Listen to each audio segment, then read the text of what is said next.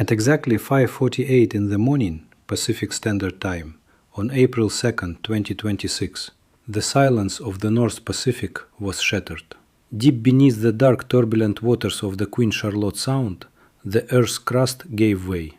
It was not a slow release, but a violent, catastrophic fracture.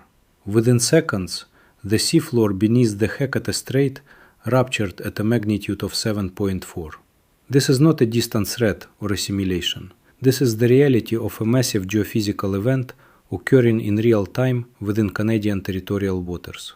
The rupture originated at a depth of 35 kilometers, roughly 120 kilometers off the coast of Prince Rupert, a vital Canadian port city and home to more than 12,000 residents, with the energy rippling outward toward the more densely populated corridors of northern Vancouver Island. What scientists at Natural Resources Canada saw in the first 60 seconds of data changed the trajectory of emergency response for the entire West Coast. The Canadian National Seismograph Network lit up in a sequence of red alerts that bypassed standard automated processing. This was a major earthquake. The energy released at the hypocenter propagated in every direction at speeds exceeding 8 kilometers per second, crossing hundreds of kilometers of the Pacific Shelf within minutes. In Port Hardy, the northernmost gateway of Vancouver Island, the ground motion was not a mere vibration. It was a sustained structural assault. The tremors reached Port Hardy with enough modified Mercalli intensity to cause the total collapse of an older masonry apartment block near the waterfront. At 5:54 a.m., as the first light touched the coast mountains, the reality of the disaster took a human toll. First responders in Port Hardy pulled one individual from the twisted remains of the Pacific Horizon building. The victim showed no signs of life, marking the first confirmed fatality of the event. Another resident was rushed to a triage center with critical crush injuries. This was the immediate, brutal evidence of the energy released 35 kilometers down. Eyewitnesses in Bella Bella and Kitimat described the motion as interminable, a low-frequency roar that lasted nearly 70 seconds, long enough for families to flee into the pre-dawn cold, watching as power lines whipped like ribbons and the very asphalt of the coastal highways rippled. The National Tsunami Warning Center, coordinating with Public Safety Canada, issued an immediate high-priority alert covering a 1,000-kilometer radius from the epicenter. The warning zone encompassed the entire coast of British Columbia, extending north to the Alaskan Panhandle and south toward the Juan de Fuca Strait. For the rugged Canadian coastline, initial projections from the Geological Survey of Canada indicated tsunami surges between 0.3 and 1 meter above the morning's high tide. To the uninitiated, a 1-meter wave sounds manageable. To a geophysicist, it is a terrifying volume of kinetic energy. Even a half-meter wave, when interacting with the shallow bathymetry of a Canadian fjord or a narrow estuary like the Skeena River, can advance inland with lethal, destructive force. In these confined corridors, water is naturally channeled and amplified, turning a rhythmic tide into a battering ram of debris and salt water. This was the moment the clock began to tick for tens of thousands of Canadians living in the shadow of the coast mountains. To understand why an earthquake in the Hecate Strait carries such extraordinary destructive potential, it is necessary to examine the region's geology with clinical precision. The waters between Haida Gwaii and the British Columbia mainland conceal one of the most tectonically complex maritime environments on the planet. This is the transition zone of the Queen Charlotte Fault, a 1,000-kilometer-long boundary where the Pacific Plate slides north-northwest against the North American Plate. For decades, this was viewed primarily as a strike-slip fault, a lateral grind, but the events of April 2nd, 2026 have proven that the system is far more volatile. We are witnessing the mechanics of a transpressional rupture, where the plates are not just sliding, but are being forced into one another, creating a lethal vertical displacement of the seafloor. At 5:52 a.m., only 4 minutes after the initial shock, The real-time GNSS, Global Navigation Satellite System stations, maintained by Natural Resources Canada on Banks Island and Pitt Island, recorded a staggering 14 cm horizontal offset and an 8 cm vertical crustal heave. These numbers are not mere decimals on a spreadsheet. They represent the literal warping of the Canadian landmass. Dr. Aris Thorne, a senior seismologist at the Pacific Geoscience Center in Sydney, BC, described the incoming data as the signature of a system under terminal stress. In a simulated transcript of the 6 a.m. emergency briefing, Thorne stated, "The slip model indicates a rupture length of 90 kilometers. This wasn't a point source event. It was a zipper opening at depth. At 35 kilometers, we are seeing high-frequency energy that traditional wooden and unreinforced masonry structures in our coastal fishing villages were never designed to withstand." The technical classification of this 7.4 magnitude event as a shallow crustal earthquake is what dictated the scale of the unfolding disaster. Unlike deep focus quakes in the Vodati-Benioff zone that lose their lethality through hundreds of kilometers of rock, this rupture occurred close to the interface of the ocean and the crust. This proximity allowed for the efficient transfer of seismic energy into the water column. By 6:05 a.m., automated sensors at the Prince Rupert Port Authority recorded a localized drawdown of the tide, the sea literally retreating as the fractured crust sucked the water into the newly formed void before hurling it back. The structural vulnerability of British Columbia's north coast began to manifest within the hour. In Prince Rupert, the critical Ridley Island export terminal, a linchpin for Canadian grain and coal exports, reported significant lateral spreading of the fill soil. At 6:12 a.m., a report from the Ministry of Transportation and Infrastructure confirmed that Highway 16, the Yellowhead Highway, had suffered major fissure damage near the Skinner River Bridge, effectively severing the only land link between the port and the interior of the province. By 6:15 a.m., the Geological Survey of Canada recorded the first major aftershock, a magnitude 5.5 centered near Aristizabal Island. This secondary tremor struck a landscape already weakened by the main event, triggering a series of underwater landslides in the deep fjords of the Great Bear Rainforest. These submarine slides, detected by acoustic hydrophones in the Neptune Observatory network, represent a coupled system threat. Even if the primary tectonic tsunami is moderate, these localized landslide-generated waves can reach heights of 5 to 10 meters within seconds, giving residents in remote communities like Hartley Bay or Klemto zero time to react. The physics of a 7.4 magnitude event are unforgiving. On the moment magnitude scale, the difference between this event and the 2012 Haida-Gwaii 7.8 quake might seem small, but the energy release is concentrated here in a much more confined, shallow geometry. The energy released by this rupture is equivalent to approximately 65 times the energy of the largest conventional explosions ever recorded on Canadian soil. This energy didn't just move rock. It vibrated the very foundations of the Kitimat LNG terminals and the hydroelectric transmission lines that power the northern grid. As the 6:30 a.m. update from Public Safety Canada rolled out, the focus shifted from the shaking to the water. The sea was no longer a resource. It was a rising, kinetic threat to every harbor from Haida-Gwaii to the tip of Vancouver Island. The fracture of the Hecate Strait on April 2, 2026 was not a geological anomaly. It was an inevitability. To understand the magnitude of this crisis, one must look back at the violent history of the Canadian Cordillera. Canada's seismic record is anchored by the catastrophic 1949 Queen Charlotte earthquake, a magnitude 8.1 event that remains the largest ever recorded in Canadian territory. That event ripped a 500-kilometer-long scar across the seafloor, shifting the Haida-Gwaii archipelago and shaking the foundations of Terrace and Prince Rupert.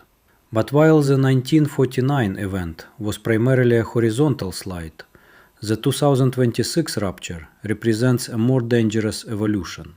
the locked segment of the fault, has finally conceded to the relentless pressure of the Pacific Plate's northward march.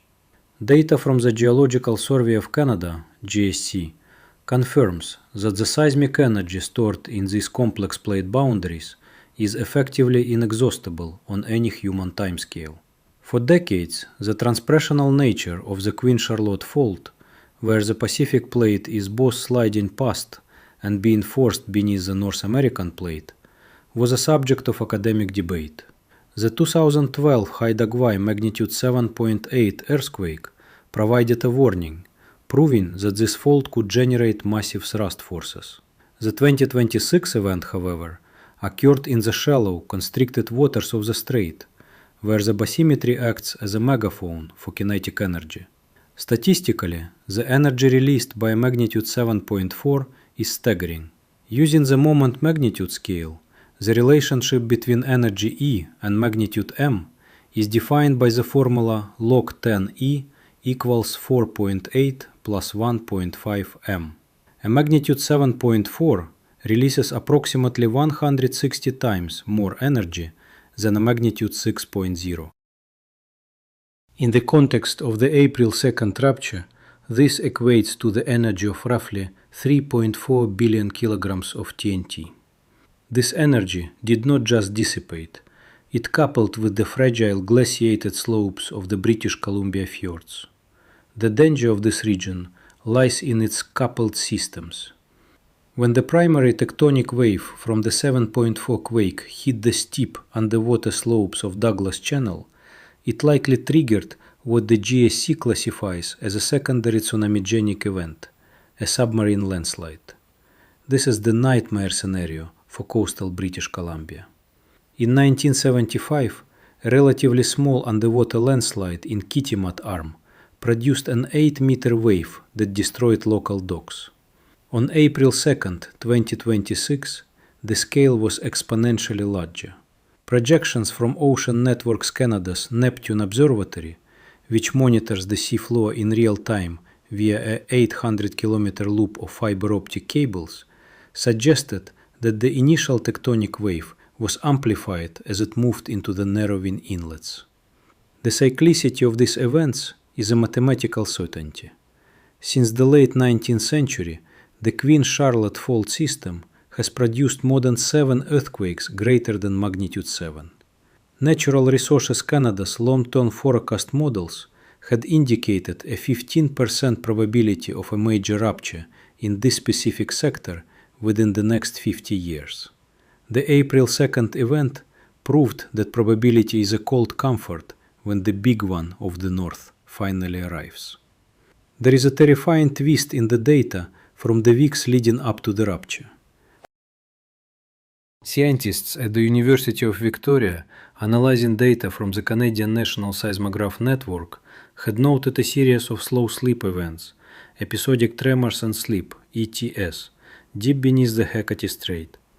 These silent earthquakes release energy over days or weeks without being felt by humans. However, in late March 2026, the ETS rate accelerated. In hindsight, these were the final creaks of a door being forced open. The crust was deforming at a rate of 5 centimeters per year, a pace that the rock could no longer sustain. The historical parallels are grim. The 1700 Cascadia megathrust earthquake, though centered further south, remains the benchmark for Canadian disaster potential, having sent a tsunami across the Pacific. While the 2026 Hecate rupture was smaller than the 1700 event, its proximity to the coastline, only 120 kilometers, meant that the warning time was not measured in hours, but in heartbeats. For the residents of the North Coast, the signs of tectonics had transitioned from a theoretical risk to a physical force capable of rewriting the map of the province. The Pacific Tsunami Warning Center's alert was a success of engineering, but it was a race against the laws of physics, a race where the ocean floor had a 35-kilometer head start. For the people of the North Coast, the statistics of magnitude and depth were quickly eclipsed by a raw, visceral struggle for survival. In Prince Rupert, Elias Desjarlais, a marine coordinator at the Fairview Container Terminal, was finishing his graveyard shift when the world began to liquefy. At 5:48 a.m., the massive gantry cranes, multi-ton steel titans designed to withstand gale force winds, began to sway with a terrifying rhythmic amplitude. It wasn't a shake, Desjardins later recounted to investigators from Public Safety Canada. It was a displacement. The entire pier felt like it was floating on a bowl of jelly. Then came the sound, a deep subsonic grinding of the earth itself.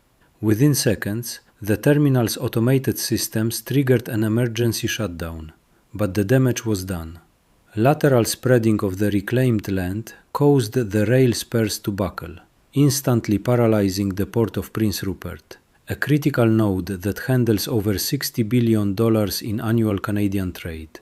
The logistical nightmare was only beginning.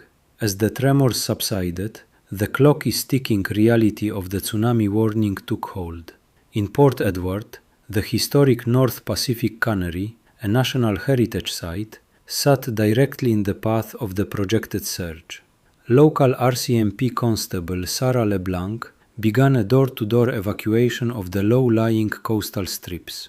We had less than 20 minutes from the time the alert hit our phones to the time the first surge was expected, LeBlanc reported. The evacuation was a chaotic race against geography. Highway 16, the only artery out of the region, was already compromised. At mile 34, a massive rockfall triggered by the quake had buried both lanes under thousands of tons of granite and muskeg. Thousands of residents were trapped between a crumbling mountain and the rising sea. At 6:22 a.m., the first wave reached the outer islands of the Haida Gwaii archipelago. It wasn't a towering wall of water like in the movies, but a relentless, debris-choked tide that rose 2 meters in less than 3 minutes. In the village of Dajin Giits, the ocean reclaimed the shoreline, surging into basements and lifting fishing vessels onto the main road. The economic toll began to skyrocket. BC Hydro reported that the 500 kilovolt transmission lines feeding the northern grid had tripped as towers in the coast mountains were buckled by soil liquefaction. For a few terrifying hours, the entire northwest, from Terrace to Kitimat, fell into a communications black hole. TELUS subsea fiber optic cables, which run along the seafloor to provide redundancy to the region, were severed by the same submarine landslides detected by the Neptune Observatory. The human cost was mirrored by an ecological catastrophe. In the Great Bear Rainforest, the sudden seafloor displacement and subsequent surge pushed salt water kilometers up into freshwater estuaries. Biologists from Fisheries and Oceans Canada, DFO, expressed immediate concern for the spring salmon runs. The turbidity, a massive plume of sediment kicked up by the 7.4 rupture, suffocated delicate spawning grounds. The seafloor didn't just move, it was reorganized, noted a DFO field report. By 8 a.m., as the tsunami alert was finally being downgraded, the scale of the structural damage became clear. The preliminary estimate from the Insurance Bureau of Canada placed the damage at upwards of 12.5 billion Canadian dollars. This included the near total destruction of several remote First Nations communities where older pier-based housing had been swept away. In the harbor of Prince Rupert, the Northern Expedition, a BC Ferries vessel, was forced to ride out the surges in open water, its crew watching as the docks they had just left were battered by 1.5-meter surges that carried the force of a freight train. The system had worked, the alerts were fast, and the evacuations saved hundreds of lives. But the infrastructure of a modern G7 nation had been humbled by a 30-second fracture in the crust. The stories emerging from the rubble were not of a finished event, but of a region now permanently altered, facing a recovery that would take a decade.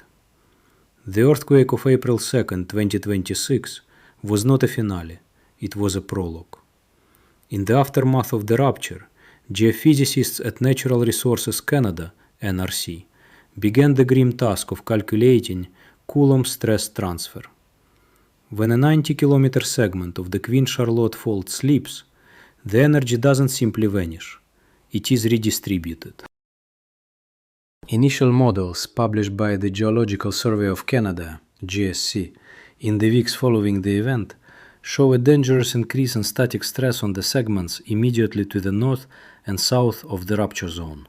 The seismic gap near the southern tip of Haida Gwaii has now been pushed closer to its critical failure threshold. This is the reality of a coupled system. One disaster is often the architect of the next. The vulnerability of Canada's west coast is systemic and expanding. Over the coming years, the focus of national security will shift from recovery to an agonizing period of surveillance. The vulnerability of the Pacific Gateway is no longer a theoretical concern for the port of Prince Rupert or the LNG terminals in Kitimat. These multi-billion-dollar assets sit on the edge of a tectonic precipice. While the Kitimat LNG facilities were engineered with modern seismic dampening, the geological reality of the region presents a different threat: liquefaction and mass wasting. The Douglas Channel, the primary maritime artery for these exports, is lined with steep, glaciated slopes. The 2026 event proved that even a 7.4 magnitude quake can trigger submarine landslides capable of generating localized mega tsunamis. The GSC's updated 2027 to 2030 risk assessment indicates that a larger magnitude 8.1 event, similar to the 1949 record breaker, would likely result in widespread failure of the submarine slopes, potentially disabling Canada's energy export capacity for years. The risk is spreading south. There is a growing consensus among seismologists at the University of British Columbia and the Pacific Geoscience Center that the increased activity in the north may be linked to the Cascadia connection. While the Queen Charlotte Fault is a transform boundary, it interacts with the northern terminus of the Cascadia subduction zone. The massive 7.4 fracture has altered the regional stress field, and the fear is that this could serve as a trigger for the long overdue megathrust earthquake that threatens Victoria and Vancouver. This is not alarmism. It is the inevitable conclusion of GNSS data that shows the Juan de Fuca plate continuing to shove itself beneath the North American plate at a pace of 4 centimeters per year. The clock is not just ticking for the north coast, it is ticking for the entire Canadian West. The logistics of the just-in-time supply chain represent another cascading vulnerability. The disruption of the CN rail lines and Highway 16 in 2026 provided a terrifying case study in Canadian isolation. With the only northern rail link severed, the flow of grain, coal, and critical minerals from the prairies to the Pacific ground to a halt. The economic loss of $12.5 billion Canadian dollars from the initial event was just the direct damage. The secondary effects, factory shutdowns in Ontario due to delayed components and increased shipping costs, demonstrated that a tremor in the Hecate Strait is felt in the boardrooms of Toronto and the Port of Montreal. This interdependence is the weak layer in our national infrastructure. For the scientists at the Canadian National Seismograph Network, the work never ends. Dr. Ari Storn and his team continue to monitor the aftershock sequence, which has now settled into a steady, ominous pulse of magnitude 3 and 4 tremors. Each one is a reminder that the crust is still adjusting, still searching for a new, unstable equilibrium. The deep-sea sensors of the Neptune network continue to hum, sending back a constant stream of pressure and vibration data. The Earth doesn't care about our economic cycles or our political borders, Thorne noted in a final report to Public Safety Canada. It follows the laws of physics. We have been given a warning. The 2026 event was a stress reliever, yes, but the reservoir of energy beneath the Pacific is effectively bottomless. The finale of this disaster is not a headline. It is a permanent state of readiness. The ocean floor does not negotiate. It does not wait for the Highway 16 repairs to be completed, or for the new tsunami sirens to be tested. The Hecate Strait has fractured before, and it will fracture again. The only variable is how well we use the data we have gathered from the wreckage of April 2nd to prepare for the inevitable day the Queen Charlotte Fault decides to move once more. In the cold, dark waters of the North Pacific, the pressure is already building. The data is clear. The countdown has already begun.